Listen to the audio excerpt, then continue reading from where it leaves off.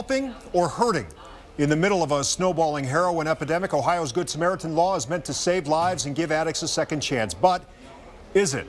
We investigated. Our Tara Molina finding a loophole in that law and a prosecutor who says it may be doing more harm than good. Well, this is it. Ohio's Good Samaritan Law. Passed unanimously by our state's legislators, it went into effect this past September. And what this basically does is protect the person who calls 911 and the person overdosing in a heroin OD call. It grants that immunity 2 times. But it turns out that's not what's actually happening.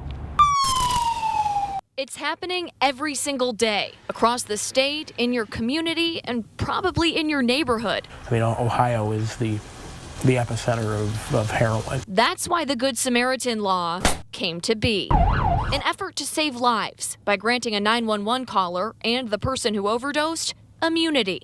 Addicts could use, overdose, have police come out, revive them, and then just do that all over again for several departments and never face any charges.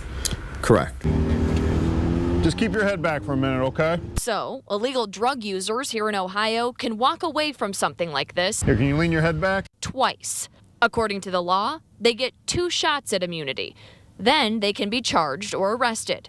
And maybe that would happen if anyone was keeping track. There's not a database that I can go to as a prosecutor to find out if they've used up their 2. Arguably, the biggest loophole in this law. There's no statewide database for heroin overdose, so the prosecutor told me a law limiting 2 really can't be enforced. They can overdose in Crawford County.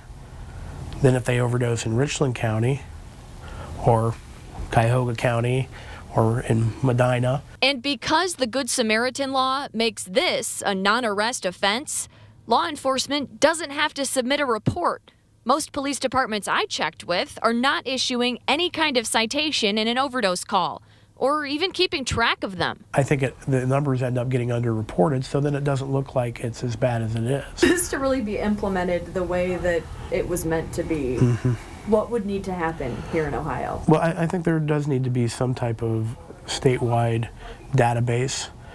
Now, I checked in with our state legislators who sponsored and supported this current law to see what they think about all this and if they even knew about that loophole.